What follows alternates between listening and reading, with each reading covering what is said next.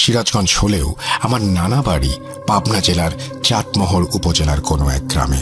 আমি আমার নানা বাড়ি থেকেই এসএসসি পর্যন্ত পড়ালেখা সম্পন্ন করেছি, কারণ আমার বাবা মা ঢাকাতে চাকরি করত, আমাকে এক্সট্রা সময় তারা দিতে পারত না।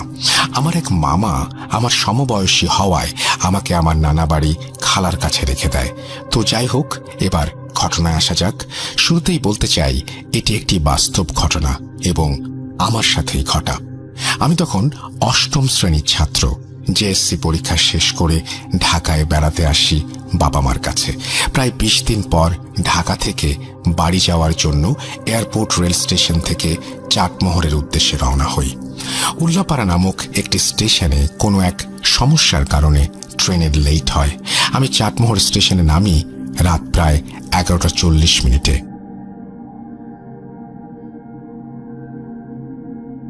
সময়টা ছিল শীতকাল। স্টেশনে নামার পরে প্রথমে আমাকে ভ্যানে করে চাটমোহর নতুন বাজার যেতে হবে, তারপরে নতুন বাজার থেকে আরেকটি ভ্যানে করে গ্রামে যেতে হবে। তো যথারীতি স্টেশন থেকে বের হয়ে রাস্তায় দাঁড়াই, কিন্তু ভ্যান ছিল না। যে 2-3টা ছিল তারা একজন লোক নিয়ে অতদূর যাবে না। তাই আমি একটা চা দোকানের বেঞ্চের উপরে বসে কোনো ভ্যান আসে কিনা তার জন্য অপেক্ষা করতে থাকি। প্রায় রাত 11:48 একটা ভ্যান আসে, কিন্তু ভ্যানে পাট লোড করা ছিল, হরিপুর নামক এক গ্রামে যাচ্ছিল। তো অনেক শীত থাকার কারণে আর অনেক রাত হয়ে যাওয়ায় আমি অনেক রিকোয়েস্ট করি। প্রথমে রাজি হচ্ছিল না, পরে আমি একটা ছোট মানুষ একা এত রাতে কিভাবে যাব এটা উপলব্ধি করে তিনি যেতে রাজি হন। আমি লোড দেয়া পাটের উপরে বসে পড়ি এবং পাট শক্ত করে ধরে থাকি। যাই হোক, আস্তে আস্তে আমরা যাচ্ছি। উনি আমাকে নতুন বাজারে নামিয়ে দেবে, যেহেতু নতুন বাজার গেলে তার একটু বেশি ঘুরে যেতে হবে আর অনেক রাত হয়ে গেছে, সেজন্য আমার কাছ থেকে সে 100 টাকা ভাড়া চেয়েছিল। সে যাই হোক, গাড়ি তো পেয়েছি, এটা ভেবেই আমি অনেক খুশি ছিলাম। বলে রাখা ভালো রাসেল ভাই, আমার বাবা আমাকে একটি ল্যাপটপ আর একটি সিম্ফনি ফোন দিয়েছিল। সেগুলো নিয়ে আমি অনেক খুশি ছিলাম, কারণ তখন 2013 সালে অ্যান্ড্রয়েড ফোন অনেক দুর্লভ ছিল গ্রামাঞ্চলে। পথে অনেকবার আমার বাবা মার সাথে কথা হয়েছে। আমার একা একা যাওয়ার অভ্যাস আছে বলে তেমন চিন্তিত ছিলাম না, কিন্তু প্রথম স্মার্টফোন হাতে পাওয়ায় আমি ট্রেনের মধ্যেই ফোনের সব চার্জ শেষ করে ফেলেছিলাম। শেষবার কথা বলেছিলাম ট্রেন থেকে নেমে এবং বলি যে আমার ফোনে চার্জ নেই, তাই ফোন বন্ধ থাকলে যেন তারা চিন্তা না করে। আর যেহেতু এলাকায় চলে এসেছি, তাই আমার তেমন কোনো সমস্যা হবে না তারা জানতো। অবশেষে ভ্যান চালকের সাথে কথা বলতে বলতে নতুন বাজারে চলে আসি এবং ভাড়া মিটিয়ে তাকে বিদায় দেই। কিন্তু বাজারে নেমে দেখি একটা ভ্যানও নেই। হাত ঘড়িতে সময় দেখি 1:57। লোড গাড়ি হওয়ার কারণে এত সময় লাগছে বুঝতে পারলাম। রাস্তা ছিল মাত্র 9 কিলোমিটার। যাই হোক, নতুন বাজার থেকে আমার বাসা 4 কিলোমিটার। এত রাতে ভ্যান না পাওয়ার কারণে বাজারের পাহারাদার আমাকে বলে, তুমি এত রাতে একা একা ভয় পেতে পারো, তাই বলি যে এখানে পুলিশ বক্সের বেঞ্চে বসে আজান দিলে তারপরে যাও, আমি তোমায় কবরস্থান পর্যন্ত এগিয়ে দিয়ে আসবো। নতুন বাজার থেকে যে রাস্তা দিয়ে আমায় বাড়ি যেতে হবে সেই রাস্তার একটু বিবরণ দেই। প্রথমে বাজার থেকে মেইন রোড দিয়ে 200 গজ সামনে এসে হাতের ডান দিকে চলে গেছে আমাদের গ্রামের রাস্তা। গ্রামের রাস্তার শুরুতেই মানে মোড়েই মসজিদ পার হয়ে বিশাল বাঁশবাগান, তারপরেই আমবাগান, যেটা দিনের বেলাতেই অনেক অন্ধকার। আমবাগান পার হয়েই দুপাশে ধানি জমির মধ্য দিয়ে একটু এগিয়ে কবরস্থান পার হলেই 100 মিটার পরে বসত বাড়ি, তারপরেই আমাদের গ্রাম শুরু। আমাদের বাড়ি গ্রামের শেষ দিকে পড়েছে। তো প্রতিদিন স্কুল, প্রাইভেট ইত্যাদির জন্য এই রাস্তা ব্যবহার করায় আমার কোনো ভয় নেই বললেই চলে এই রাস্তা নিয়ে। তাই আমি বাজার পাহারাদারকে আমার পরিচয় এবং আমার নানার পরিচয় দেওয়ায় সে চিনতে পারে। পাহারাদার আমায় বারবার বারণ করার পরেও আমি বললাম, না না, আমি যেতে পারবো, সমস্যা নেই, আমি রেগুলার এই রাস্তা দিয়ে যাই। তো আমি যখন হাঁটা শুরু করেছি তখন সে বাজারেই লোড থাকা পাটকাঠির গাড়ি থেকে 1 আঁটি পাটকাঠি এবং ওনার কাছে থাকা একটা গ্যাস লাইট বের করে আমার হাতে দিল এবং বলল, যখন তুমি বাঁশবাগান পার হবা তখন তেঁতুল গাছ পার হওয়ার সময় অর্ধেক জ্বালাবা, আর কবরস্থানের আগে একবার জ্বালাবা, যে আগুনে তুমি কবরস্থান পার হতে পারবা। তার দেয়া আগুন আর কাঠি নিয়ে আমি হাঁটা শুরু করি। শীতের রাত, একটু জ্যোৎস্নার আলোতে আমি একা পথ চলছি। যাই হোক, আমি মেইন রাস্তা থেকে নেমে আমাদের গ্রামের রাস্তা দিয়ে বাঁশ বাগানের মাঝামাঝি এসে কিছু পাটকাঠি জ্বালাই এবং তেঁতুল গাছ পাওয়ার আগেই সেটি নিভে যায়। আমি দূর থেকেই কোনো একটা মানুষের মতো কাউকে দেখি এবং ভাবলাম, জ্বালিয়ে আর কি হবে, সামনে তো মানুষই আছে। এই ভেবে এগিয়ে গেলাম, কিন্তু অবাক করা বিষয় হলো সেও আমাদের গ্রামের দিকেই যাচ্ছে। এতে আমি একটু সাহস পাই, এবার আমাকে আর একা যেতে হবে না। তাকে বেশ কয়েকবার ডাকলাম, কিন্তু সে থামে না, উল্টো আমায় বলে, ভাগ্নে আসো, সমস্যা নাই। আমি তখন একটু দ্রুত হেঁটে তাকে ধরার চেষ্টা করি, কিন্তু পারি না, সবসময় সমান দূরত্ব বজায় রাখে। তখনও বুঝতে পারিনি যে আজ আমার সাথে কি হতে চলেছে। এইরকম ভাবে আমি আমবাগান পার হয়ে আসি। কবরস্থান পার হওয়ার আগে আমি ওনাকে আবার ডাকি, জোরে ডাকি, বলি, মামা দাঁড়ান, আমি যাব। আর আপনি কোন মামা? আপনার নাম কি?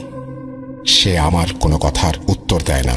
আর একটা বিষয় খেয়াল করি যে আস্তে আস্তে লোকটি বড় হয়ে যাচ্ছে। তখন আমি কবরস্থান থেকে 100 গজ দূরে আমি বুঝতে পারি এটা মানুষ না। আমার তখন অনেক কান্না পাচ্ছিল এবং প্রচন্ড ভয়ও পাচ্ছিল। তারপর যখন আমার সামনে তাকাই, তখন দেখি লোকটি এত বড় আকার ধারণ করেছে যে আমি দাঁড়ানো অবস্থায় তাকে ঘাড় উঁচু করে দেখি। চোখ দুটো সাদা, যেন অন্ধকারে সাদা আলো।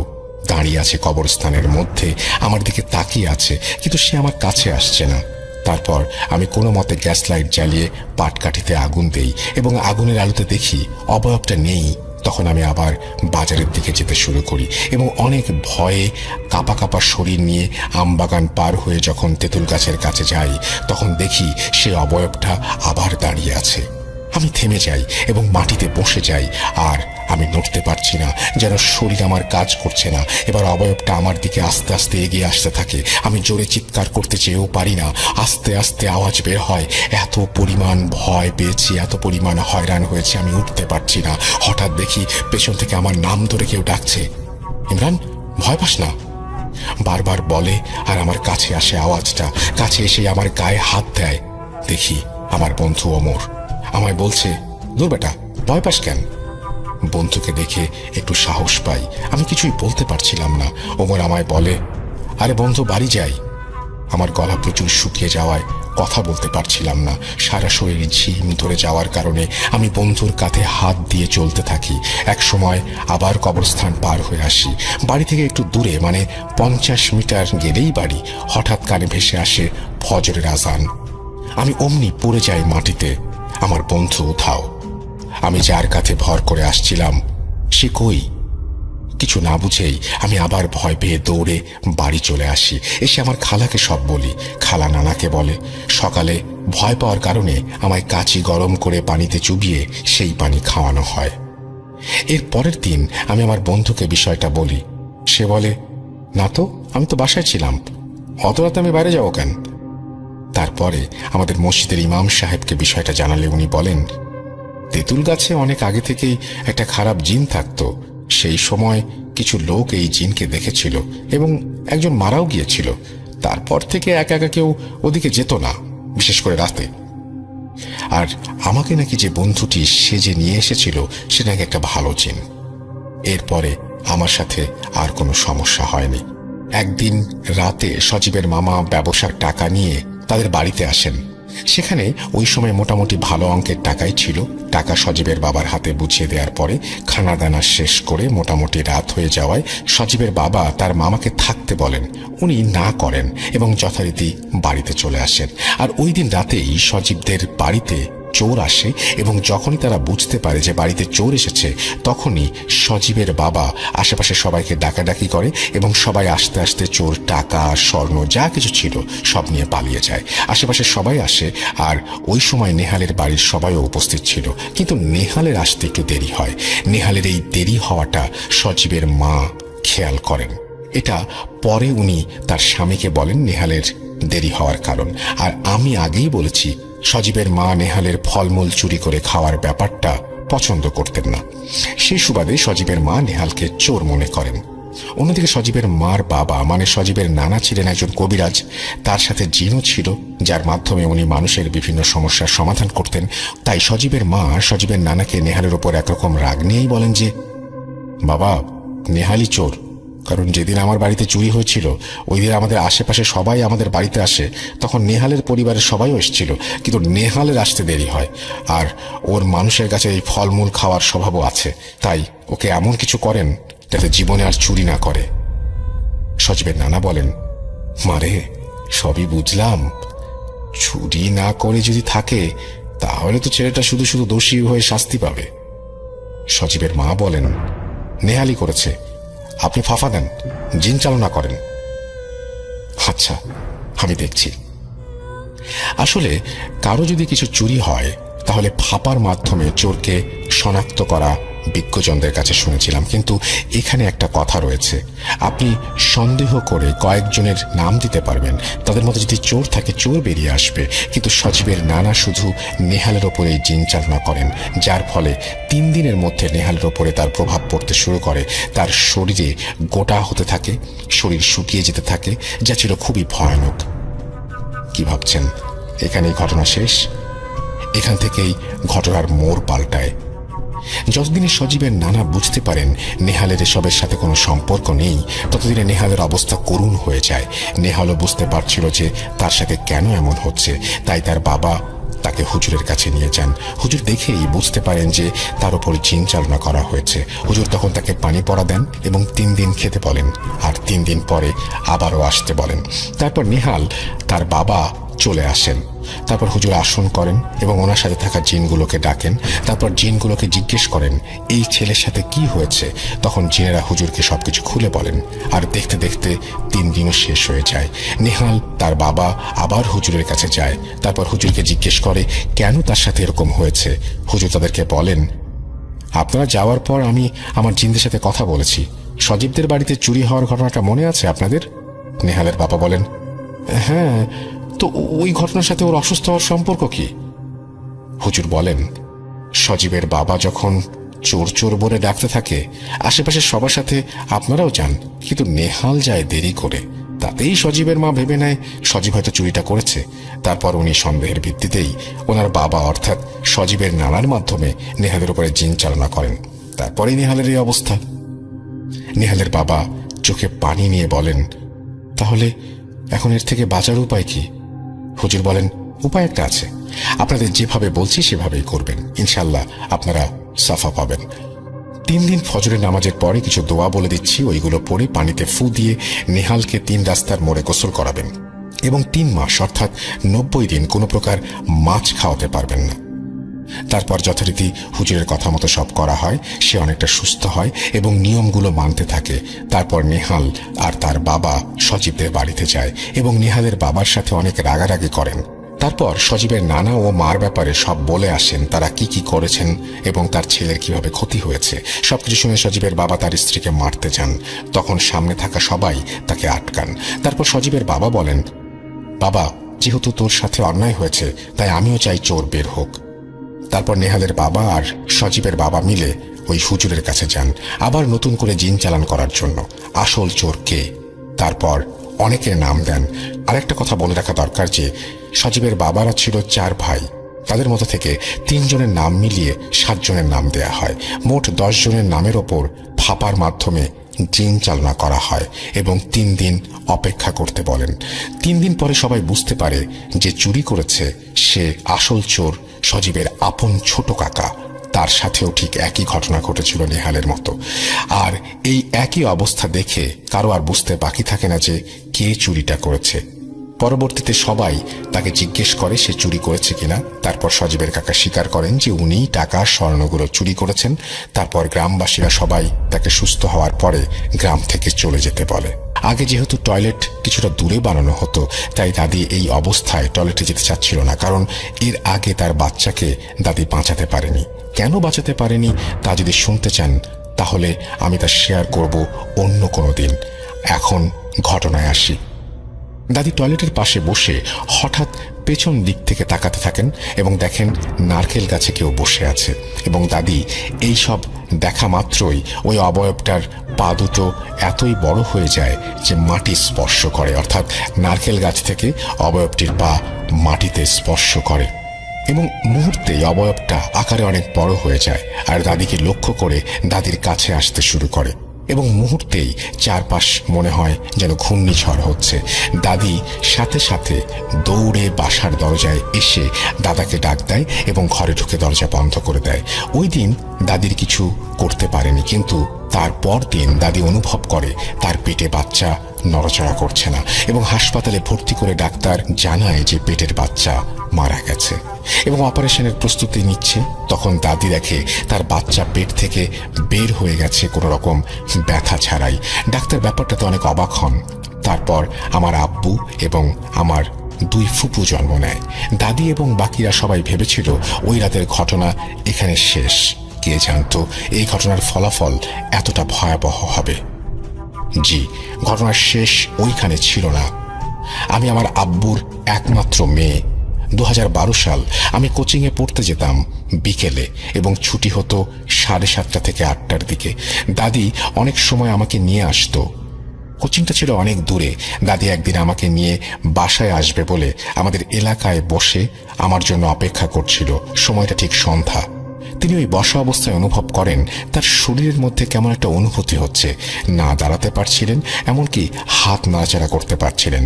হাসপাতালে নেয়ার পর জানা যায় দাদি ব্রেন স্ট্রোক করেছেন এবং তার ডান সাইড প্যারালাইজড হয়ে গেছে। দাদি তখন কথাও বলতে পারতো না, মুখটা কিছুটা বাঁকা হয়ে থাকতো।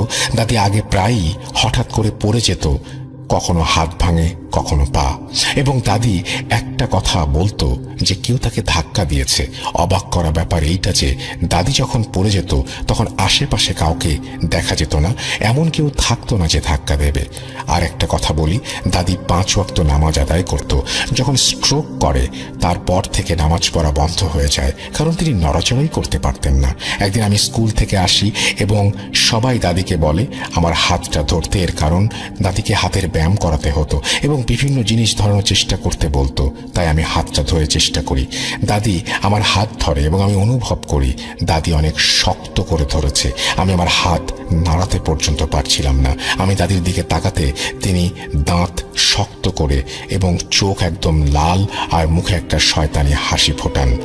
আমি জানি না তখন আমার ভেতর থেকে প্রশ্ন আসলো যে যেই মানুষটা কিছুক্ষণ আগে পর্যন্ত হাত দিয়ে আমার হাত ধরতে পারছিল না, অন্যের সাহায্য নিচ্ছিল, সে কিভাবে এত শক্ত করে আমার হাত ধরে আছে।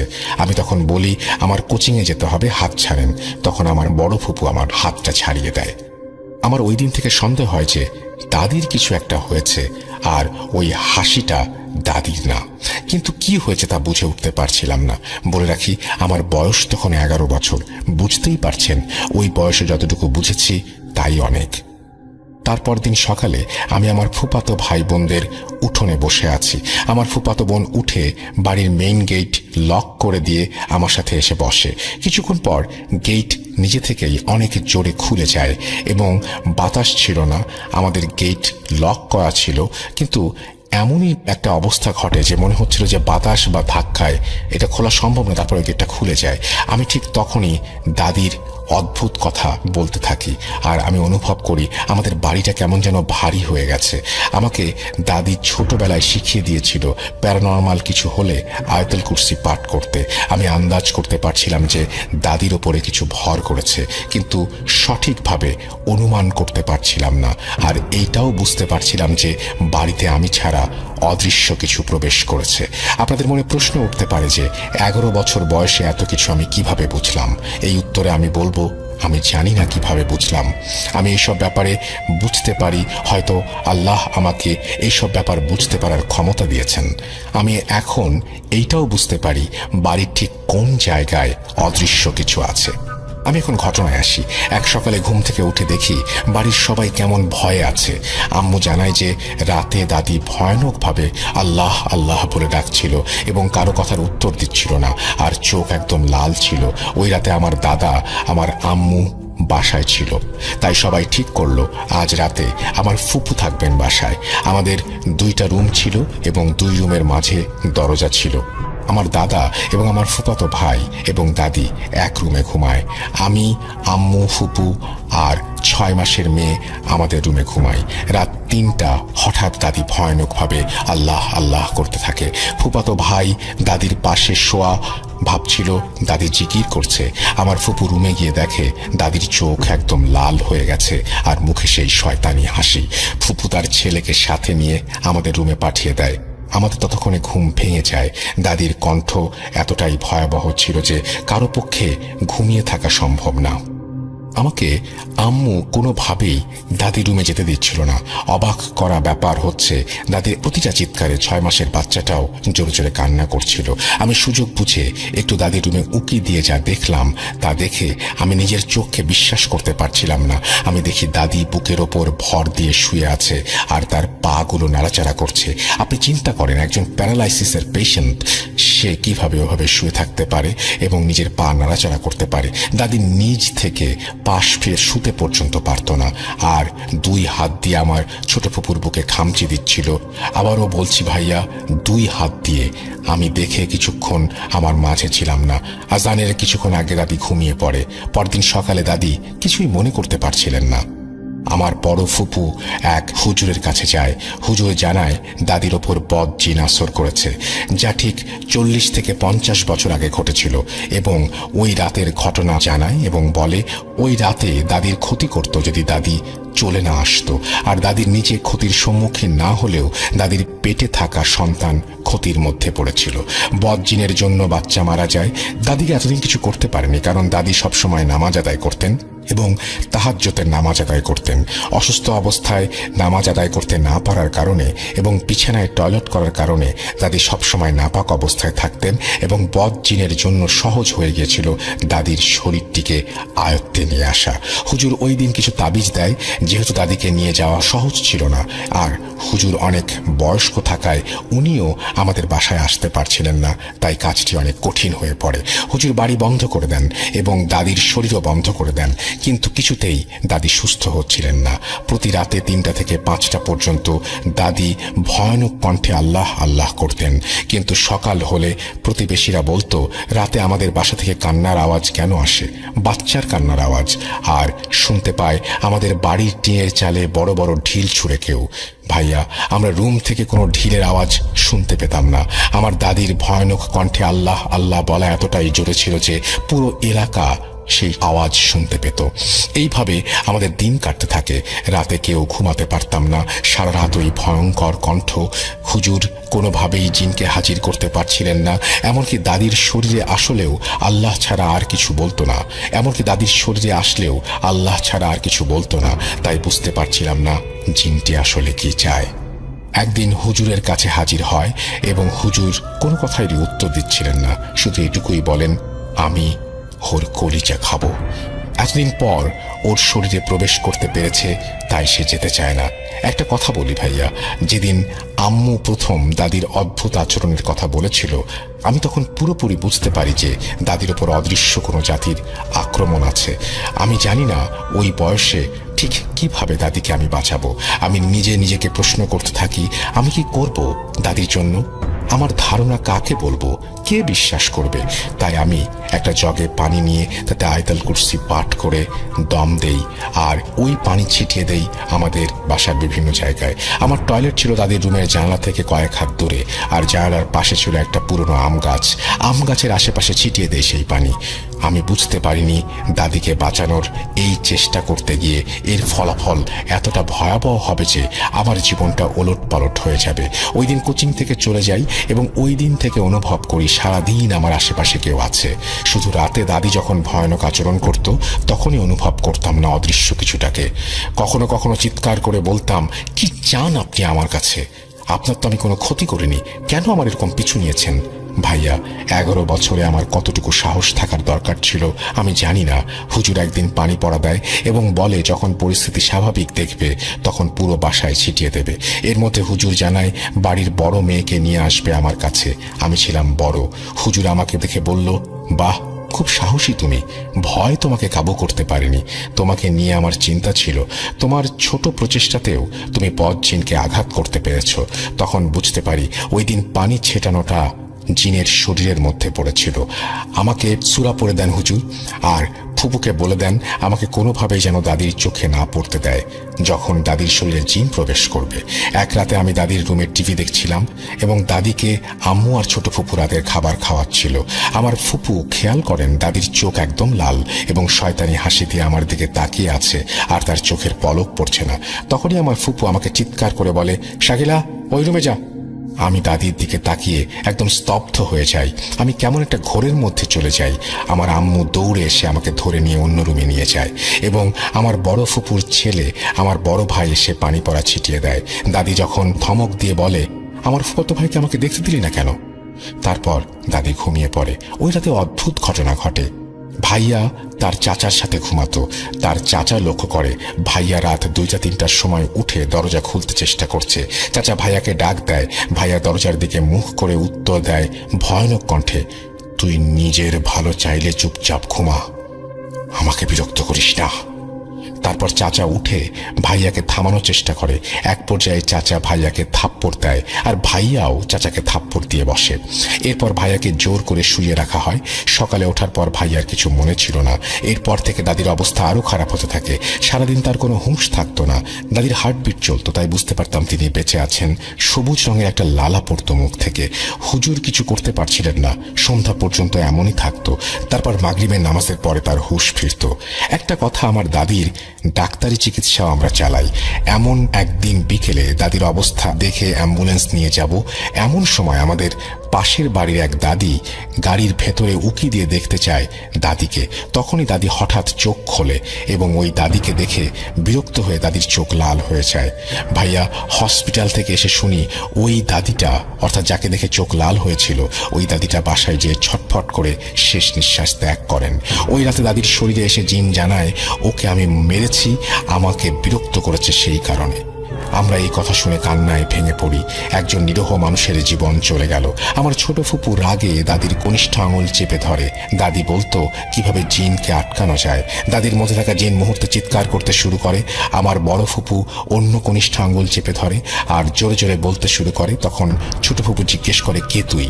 উত্তর দেয়, আমি কে তা তোরা কেউ জানতে পারবি না কখনো।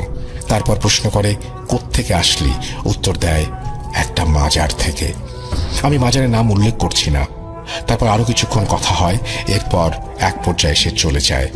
এর মাঝে অনেক ঘটনা ঘটে। যেহেতু ঘটনা অনেক বড়, তাই সব ঘটনা তুলে ধরা সম্ভব হচ্ছে না। আমরা অনেক হুজুরের কাছে গিয়েছিলাম, কিন্তু তারা বলতো আমাদের মাফ করবেন, এ অনেক শক্তিশালী, আমরা কিছু করতে পারবো না। তারপর আগের হুজুর জানায় ওই মাজারে কিছু টাকা দান করে আসো আর ভোগ দিতে বলো, এবং বলে হয়তো এর জন্য বদ জিনের নজর দাদির থেকে সরবে। ভোগ দেওয়ার পর দাদির শরীরে সেই জিন আর আসেনি। আর অবাক করা ব্যাপার হচ্ছে, দাদির থেকে জানতে চেয়েছিলাম ওই মাজারে কখনো দাদি গিয়েছিল কিনা। দাদি বলেছিল উনি কখনো মাজারে যায়নি। আমরা সবাই ভেবেছিলাম শেষ ওইখানে। কিন্তু একটা কথা আছে না ভাইয়া, শেষ থেকে শুরু হয় নতুন কিছুর। শুরুতেই একটা কথা বলেছিলাম, আমার জীবনটা ওলট পালট হয়ে গেছে। কেন হয়েছে জানেন? বলবো এর পরে। 2014 সালের গ্রীষ্মের মাঝামাঝি সময়ে আমার শ্বশুর একজন ধনী মানুষ ছিলেন। তিনি আমাকে বললেন, তোমার যতটুকু জমি আছে তাতে তুমি ধান আবাদ করো। চরে বালু থাকার কারণে তো ধান আবাদ ভালো হয় না। এক কাজ করো, তুমি আমার চরের কিছু জায়গা নিয়ে সেখানে পটল চাষ করো, ভালো ফলন দেবে। যেই কথা সেই কাজ। আমি পটল আবাদ শুরু করলাম। ইনশাল্লাহ দেখতে দেখতে পটল ধীরে ধীরে তোলার উপযোগী হয়ে উঠল। তো ঘটনা শুরু হয় আবাদকৃত পটল বিক্রি করা নিয়ে। তো একদিন আমার স্ত্রী বলল, শোনেন, কয়েক বস্তা পটল বিক্রি করে দিন। পাশের বাড়ির রহিম ভাই আজ তার জমি থেকে পটল তুলে বাজারে বিক্রি করে ভালো দাম পেয়েছে। তো আমিও ভাবলাম, যেহেতু বেশিরভাগ পটল এখনো বিক্রির উপযোগী হয়নি, এই সময় বিক্রি করলে ভালো দাম পাওয়া যাবে। যেহেতু তিনি একটু আগে চাষ শুরু করেছিলেন, তো যেই কথা সেই কাজ। দুপুরে রোদ বেশি হওয়ার কারণে বিকেলে পটল তুলে বাজারে বিক্রি করতে নিয়ে যাওয়ার জন্য প্রস্তুতি নেই। তারপর একটা সাইকেলে করে 2টা বস্তা নিয়ে 4টার দিকে আমি রওনা দেই। বাসা থেকে 4-5 মাইল দূরে হবে বাজার। বাজারে যাওয়ার রাস্তাটার খানিকটা বিবরণ দেই। 1 কিলোমিটার পর্যন্ত দুই পাশে ফসলি জমি, তারপর বড় চর, তারপর 3-4টে বড় বাঁশঝাড়, এরপর একটা ভাঙা ব্রিজ। সেই ব্রিজকে নিয়ে অনেক ভৌতিক ঘটনা রয়েছে। তারপরে 1 কিলোমিটার দূরে বাজার। তো বাজারে পৌঁছলাম যখন, তখন আনুমানিক 6টা 30। বাজারে বেশি পটল না আসায় পাইকারিরা আমার সামনে ভিড় জমাতে শুরু করে। খুব তাড়াতাড়ি আমার সব পটল খুব ভালো দামে বিক্রি হয়ে গেল। ততক্ষণে এশার আজান দিয়ে দিয়েছে। আমি বাজারের এক পাশের এক মসজিদে নামাজ পড়ে রওনা দিলাম। রাত আনুমানিক 8টা। গ্রীষ্মের সময়, চারিদিকে শুনশান, একটা গাছের পাতা পর্যন্ত নড়ছে না। কি ভয়াবহ নির্জনতা। আমি সাইকেল চালিয়ে যাচ্ছি আর ভাবছি আজ ভালোই ইনকাম হলো। এই কথা ভাবতে ভাবতে আমি যেই ভাঙা বৃষ্টির কাছাকাছি চলে আসি তখনও আমার মনে বিন্দুমাত্র ভয়ের ছিটেফোঁটা নেই। আমি স্বাভাবিকভাবে ব্রিজের ওপর সাইকেল চালিয়ে উঠলাম। ব্রিজে ওঠার সঙ্গে সঙ্গে আমার সাইকেলের চেন পড়ে গেল। আমি একটু বিরক্ত হয়ে চেন তুলতে লাগলাম। এরপর চেন তুলে যেই না ব্রিজ থেকে সাইকেল চালিয়ে নামতে যাব তখন দ্বিতীয়বার চেন পড়ে। আমি ব্যাপারটি স্বাভাবিকভাবেই নিই এবং একইভাবে আমি সাইকেলটি হাতে নিয়ে ব্রিজটি পার হই। তারপরে সাইকেল চালাতে লাগলাম। সামনে একটা চর, চারপাশে শুনশান, কিছুটা জ্যোৎস্নার ম্লান আলো। যেহেতু বালু সেহেতু আমি সাইকেল থেকে নেমে হেঁটে যেতে শুরু করলাম। চরের মাঝামাঝি আসতেই সাইকেল যেন পটল নিয়ে যাওয়ার সময় যেমন ভারী ছিল তেমন ভারী হয়ে গেল। আমি ভাবলাম হয়তো বালুর কারণে সেটা হচ্ছে। আমি কোনো রকম প্যারানর্মাল কিছু আমি মনে করিনি, কিন্তু খটকা লাগে তখন যখন আমি চর পার হয়ে মাটির কাঁচা রাস্তায় উঠি।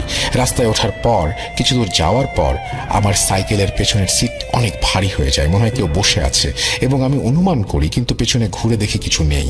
আবার চলতে শুরু করি। কিছু দূর যাওয়ার পর আমার পেছনে কোনো ভারী কিছুর উপস্থিতি আমি অনুভব করতে শুরু করি। আমি সেই অদৃশ্য ভারী জিনিসটির জন্য সাইকেলটা চালাতেই পারছি না। তারপর আমি কিছুটা ভয় পেতে শুরু করি। তখনও আমি কিছু দেখিনি। এরপর আমি যখন বড় বাঁশঝাড়ের সামনে, তখন আমার তৃতীয়বারের মতো সাইকেলের চেন পড়ে যায়। আমি চেন তুলে সাইকেলে বসতে যাব এবং সবেমাত্র চালাতে শুরু করব, সেই সময় বাঁশঝাড় থেকে কর্কশ শব্দ ভেসে আসে, তুই আজ বাড়ি ফিরতে পারবি না, তুই আজ মরবি। এটা শুনেই আমি খুব ভয় পেয়ে সাইকেল জোরে চালাতে শুরু করি। তখন বাড়ি থেকে 1 মাইল দূরে। আমি তখনও জানি না যে আমার জন্য কি চূড়ান্ত বিপদ অপেক্ষা করছে। আমি যখন দুই পাশে ফসলি জমির মাঝ দিয়ে কাঁচা রাস্তা ধরে সাইকেল চালিয়ে যাচ্ছি, আমার সাইকেলের পেছনে ভারী কিছুর উপস্থিতি আমি আবারও অনুভব করি। প্রথমবার ঘুরে পেছনের সিটে দেখি কিছু নেই। যত বাড়ির দিকে এগোচ্ছি ততই যেন সাইকেল ভারী হয়ে আসছে। একবার বিরক্ত হয়ে ভয়ে আমি পেছনে তাকাই আর মুহূর্তে আমার হার্ট অ্যাটাক করার মতো অবস্থা হয়ে যায়। যা দেখি তা কোনো মানব সন্তানের পক্ষে দেখা সম্ভব না। আনুমানিক 3 থেকে 4 বছরের একটা বাচ্চা তার পেছনের সিটে বাবু হয়ে বসে আছে আর তার চোখ দুটো ভয়ানক রকমের লাল, হাত দুটো মাটি পর্যন্ত নেমে গেছে এবং হাত দুটো একটু বেশি লম্বা এবং শরীর তার লোমে ভরা। এক দৃষ্টিতে সে আমার দিকে তাকিয়ে আছে আর মিটমিট করে হাসছে। বাচ্চাটার সারা শরীর চাঁদের মতো জ্বলছে। এটা দেখে আমি আর সহ্য করতে পারলাম না। আমি সাইকেল থেকে এক ঝাঁপ দিয়ে নেমে ফসলি জমির মাছ দিয়ে দৌড়াতে শুরু করলাম। সেই অবয়বটাও হামাগুড়ি দিয়ে আমার পেছন পেছন ঠিক কুকুর যেভাবে দৌড়ায় সেভাবে আসছিল।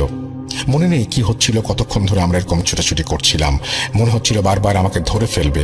এক সময় হঠাৎ করেই খেই হারিয়ে পড়ে যাই। তারপর আমার আর কিছু মনে নেই। এরপর আমি আমার নিজেকে আমার বাড়িতে আবিষ্কার করি।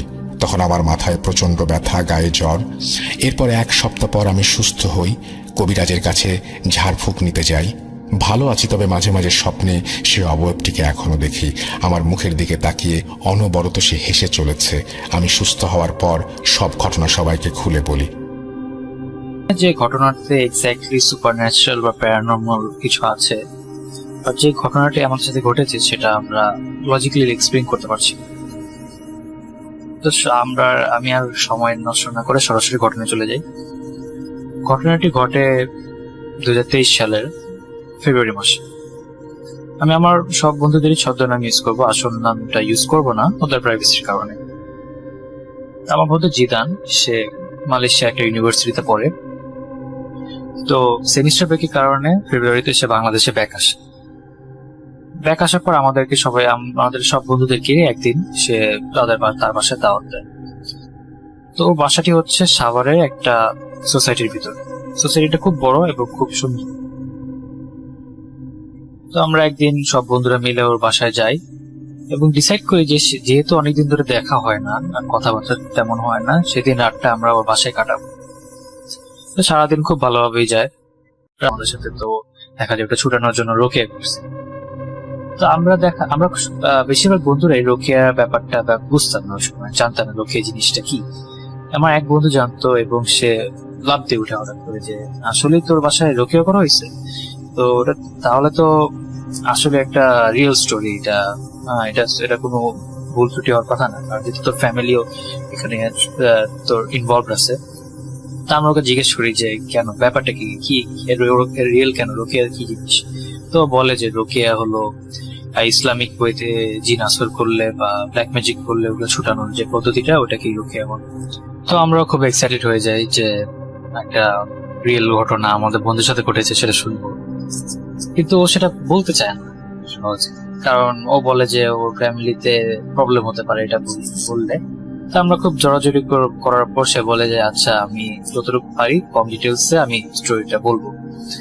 তো বলা শুরু করে যে এরকম রোকেয়া করা হয়েছে ওর, তখন ওকে দেখানো হয়েছে যে বাসার কোথায় এরকম তাবিজ কাগজ লুকানো ছিল, বা বিভিন্ন ব্ল্যাক ম্যাজিক করতে যে আইটেম গুলো ইউজ করা হয় ওগুলো কোথায় লুকানো ছিল সেগুলো দেখায়। কোন তারপর কোন জিন তাদের বাসায় ওদেরকে জ্বালাতনা করছিল সেটাও দেখায়। তো এগুলো বলার মাঝখানে হঠাৎ করে আপনার যে জঙ্গল ছিল ওই সোসাইটির বাইরে, যে মিলিটারি আন্ডারে যে জঙ্গলগুলো ছিল খুব দূর, সেখান থেকে খুব দূর থেকে আপনার শেলের ডাক শুনে, এবং একটা শেল না, দেখা যায় 15-20টা শেল একসাথে ডাকছে, এরকম একটা আওয়াজ শুনতে পাই খুব দূর থেকে। তো আপনার কয়েক সেকেন্ডের ভিতরেই আমরা বুঝতে পারছি যে শেলের ডাকটা আরো জোরে, মানে ডাকটা আরো জোরে হচ্ছে, সাউন্ডটা বাড়তেছে আর এবং আরো কাছে আসতেছে আমরা দেখি। তো আমরা একটু ভয় পাই। ও কিন্তু স্টোরি বলতে আছে, কিন্তু একটা সময় এমন হয় আরো কয়েক সেকেন্ড পর, ঘটনাটা খুব কম সময় হয়, আর কয়েক সেকেন্ড পর দেখা যাচ্ছে যে আপনার শেলের ডাকটা একদম অনেক এবার অনেক জোরে করে, ভয়েসটা আরো কোনো ভয়েস বা চিৎকার চেঁচামেচি হলে আরো জোরে আসে, দূর থেকে মনে হয় যে আরো কাছে জিনিসটা, কিন্তু আওয়াজটা অনেক দূরের থেকে আসতেছে, বাট মনে হচ্ছে যে অনেক কাছে। কিন্তু এমন একটা আওয়াজ যদি আপনার মনে হয় যে বাসার নিচে এসে পড়েছে, তাহলে তো অবশ্যই শেলগুলো নাইলেও তো দেখা যাবে যে আপনার মাঠে আছে বা গাছপালা থেকে বের হয়ে মাঠে এসেছে, এটা তো দেখা যাবে। বাট আমরা একটা শেলও দেখি নেই সেদিন রাতে আশেপাশে, এবং প্রত্যেকটা শেলের ডাকি আপনার আয়াতুল কুরসি পড়ার সাথে সাথে বন্ধ হয়ে গেছে। এটা তো হওয়ার কথা না, শেলের ডাক আয়াতুল কুরসি পড়ার সাথে বন্ধ কেন হবে? ওরা তো ওদের মতো ডাকতেই হয়, হতে পারে কোনো কারণে চিল্লাচিল্লি করছে যারা, তাদের তো, কিন্তু আয়াতুল কুরসি পড়ার সাথে সাথে সেটা বন্ধ হয়ে গেছে, আর কোনো একটা ফোটা ডাক আমরা আওয়াজ পাইনি ওর পরে। তো আমি ঘটনাটা এক্সপ্লেন করতে পারিনি, আর আমার বন্ধুদের সাথেও কয়েকবার ডিসকাস করেছি এই ঘটনাটা নিয়ে, কিন্তু আমরা কেউ কোনো লজিক্যাল একটা এক্সপ্লেনেশন যে বের করতে পারবো সেটা পারিনি। এরপর আমাদের সাথে আর কোনো ঘটনা ঘটেনি ওই দিন সেদিন রাতের পর, আর আলহামদুলিল্লাহ এখন সবাই ভালো আছে। কুঞ্জের দোহারে, এবং ঘটনাটি দোহারেরই। ও ছোট থাকতে বাংলাদেশে একবার ঘুরতে গিয়েছিল। ওর দোহারে হচ্ছে ফুপুর বাড়ি। সো ও আমাকে যেভাবে বলছে আমি সেভাবে আপনাকে বলার চেষ্টা করছি। ওরা নাকি সন্ধ্যাকালীন একটা সময় সবাই মিলে, ওর ফ্রেন্ডরা মিলে বাড়ির বাহিরে খেলছিল। বাড়িটার আশেপাশে অনেক অনেক গাছপালা ছিল, এবং সামনে একটা ডোবা ছিল, এবং একটা অনেক বড় হিজল গাছ ছিল। এবং বাড়ির যে বড়রা আছে, ফুপু এবং ওর মা হচ্ছে বাসায় সামনে বসে সবজি কাটছিল আর কিছু করছিল, এবং ওরা খেলছিল। ও হঠাৎ করে দেখতে পায় যে আকাশের মধ্যে একটা আগুনের গোলার মতো, পাতিলের মধ্যে একটা আগুনের গোলা উড়ে উড়ে যাচ্ছে। ও এবং ওর ফ্রেন্ডরা ওটা ফলো করে, পাতলে ঢুকে গেল। এটা খুবই অবাক করার বিষয়। আমার কাছে এরকম আরো অনেক ছোট ছোট ঘটনা আছে, ইনশাআল্লাহ আমি পরবর্তীতে পাঠাবো। Thank you. ঘটনাটি আজ হতে ঠিক 2 মাস আগের। আমার এক বন্ধু প্যারাসাইকোলজি নিয়ে গবেষণা করতে পছন্দ করে। সে বিভিন্ন ধরনের থিসিস পেপার, বিভিন্ন ধরনের প্যারাসাইকোলজিক্যাল বই পড়েছে, বিভিন্ন ঘটনা দেখেছে, শুনেছে। সে ভূত এফএমের একজন রেগুলার লিসেনারও বটে। কিন্তু সমস্যাটা হচ্ছে সে প্র্যাকটিক্যালি বিষয়গুলোকে অনুভব করতে চায়, কেননা যা সে শুনেছে বা যা সে পড়েছে সে ততক্ষণ না বিশ্বাস করতে পারবে যতক্ষণ না তার সাথে সেটা ঘটবে। কিন্তু সে বাস্তবের সম্মুখীন হতে পারেনি। 3 বছর যাবৎ সে এই বিষয় নিয়ে ঘাটাঘাটি করছে। তার অতি আগ্রহ দেখে হয়তো 2 মাস আগে তার সাথে এই ঘটনা ঘটে গেছে। আসলে আমরা যদি নেগেটিভ এনার্জির প্রতি আকৃষ্ট হই তবে তারা অবশ্যই আমাদেরকে খুঁজে নেবে। মূলত এই শিক্ষাটি আমি আমার এই বন্ধুর ইচ্ছে হতে পেয়েছি, এই ঘটনা হতে শিখেছি। তো আজ হতে ঠিক 2 মাস আগে আমার বন্ধু তার কলিগদের সাথে একটি জনবহুল পর্যটক কেন্দ্রে অবস্থান করে ঘুরবার জন্য। সেই পর্যটক কেন্দ্রের আশেপাশের একটি হোটেলে তারা অবস্থান করে। হোটেলের কোনো ভৌতিক ইতিহাস নেই, আমি আগেই বলে রাখছি। আমার বন্ধু একা ঘুমোতে পছন্দ করে, তাই সে ব্যক্তিগত একটি রুম নিয়ে নিল। ঘটনাটি ভ্রমণের 2য় দিন রাতের বেলা ঘটেছিল। ঘটনাটিতে বিশেষ কোনো বিষয় ছিল না, কিন্তু ভৌতিক ছিল। যেসব ঘটনা আমরা সচরাচর শুনে এসেছি সেসব বিষয়ই ঘটেছিল। কিন্তু একবার ভাবুন তো, যে সেই ঘটনাগুলো বাস্তবে আপনার সাথে ঘটছে। আপনি এটা শুনেছেন, কিন্তু আপনার সাথে ঘটছে, তখন সেই সাধারণ ঘটনাও আপনার কাছে কেমন লাগবে? আমার বন্ধু যেভাবে বলেছিল আমি ঠিক একইভাবে এই ঘটনাটাকে বর্ণনা করছি। রাত তখন 2টা বাজে। আমার অলৌকিক বিষয়টি সেখানে অবস্থান করছিল। আমি যেন সেই বিষয়টিকে দেখতে পারি সরাসরি, কিন্তু বিষয়টি উল্টো হয়ে দাঁড়ালো। শব্দটা এতটাই তীব্র হচ্ছিল যে আমি নিজেকে ধরে রাখতে পারলাম না। আমি হঠাৎ বেহুশ হয়ে গেলাম। যখন আমার হুঁশ এলো তখন আমি আবিষ্কার করলাম যে আমার আশেপাশে আমার কলিগরা অবস্থান করছে। তারা আমাকে প্রতিনিয়ত জিজ্ঞাসা করছে যে কি হয়েছে। তারা ডুপ্লিকেট চাবি দিয়ে রুমের দরজা খুলেছে। রুমের দরজা খুলে দেখেছে যে আমি বেহুশ পড়ে আছি। কিন্তু শুধু বেহুশ পড়েছিলাম না, আমার গলায় লাল দাগ ছিল, যেন কেউ আমার গলা চেপে ধরেছিল। আমার হাতে কাটার চিহ্ন ছিল, নখের আঁচড় ছিল, আমার পায়ে ঘা হয়ে গেছিল। তারা আমার এই অবস্থা দেখে তাৎক্ষণিক নিকটস্থ হাসপাতালে ভর্তি করে আমায়। 16 ঘন্টা পর আমার হুঁশ ফিরেছিল। রাতের বেলা কি হয়েছে তার কোনো উত্তর আমার কাছে নেই। তো করছিল না, মানে এক জায়গায় একদম বসেছিল, লড়ছিল না। তো 4-5 মিনিট বসে থাকার পর ও হঠাৎ করে চলে যাচ্ছিল। তো চলে গেল, তো আমরা এরকম কিছু ভাবিনি। তো এর প্রায় 1-2 দিন পর শুনতে পারি ওই ভাইটা নাকি খুবই অসুস্থ হয়ে গেল। মানে কোনো কিছু খেলে বমি করে দিত, কোনো কিছুই খাচ্ছিল না, মানে এক ধরনের মানে রোগা হয়ে গেছিল, অনেক শুকিয়ে গেছিল। তো আমরা যাই ওই ভাইকে দেখতে, গিয়ে দেখি ওর পিঠে মানে পুরো শরীরে কালো কালো কি দাগ হয়ে পুরো শরীর একদম কালো দাগে ভরে গেছিল। তো অনেক ডাক্তার দেখাইছিল, কিন্তু ডাক্তাররাও বুঝতে পারছিল না যে কি হয়েছে। আবার অনেক মানুষ বলছে যে মৌমাছি কামড়েছে, কিন্তু ডাক্তাররা কিছুই বলতে পারছিল না। তো কোনো কিছু না দেখে মানে কোনো ডাক্তাররাই কিছু করতে পারছিল না। তার দেখাচ্ছিল, হাসপাতাল নিয়ে গেছিল, মানে অনেক রোগা হয়ে গেছিল, প্রায় একদম শুকিয়ে কাঠ হয়ে গেছিল। তো হঠাৎ একদিন আমরা শুনতে পারি যে ওই ভাইটি হাসপাতালে নিয়ে মারা গেছে। তো রাসেল ভাই, এটা যে কিভাবে হলো, কিভাবে মারা গেল, এটা কিছুই জানতে পারছি না। মানে ডাক্তাররাও বলতে পারিনি। আবার কবিরাজ বলেছিল যে ওইখানে জিন এভাবে আর কি খেতে আসার মারছিল। তো এটা প্যারানর্মাল নাকি প্যারানর্মাল না রাসেল ভাই, সেটা বলতে পারি না। আর আমি ভূতে ফেনাপ শুনতাম অনেক আগে থেকে, আমার বাবা শুনতো, কিন্তু ভূত.com বের হওয়ার পরে আমার বাবা শুনে না, আমি শুনি।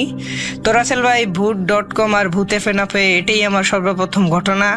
আগে পরে কখনো কাউকে কোনো ঘটনা পাঠাই নাই। তো রাসেল ভাই, এটাই আমার প্রথম। যদি ঘটনাটি ভালো লাগে তাহলে সিলেক্ট করবেন। আমার কাছে আরো একটা ঘটনা আছে, এটা সিলেক্ট হলে আমি ওইটাও পাঠাবো।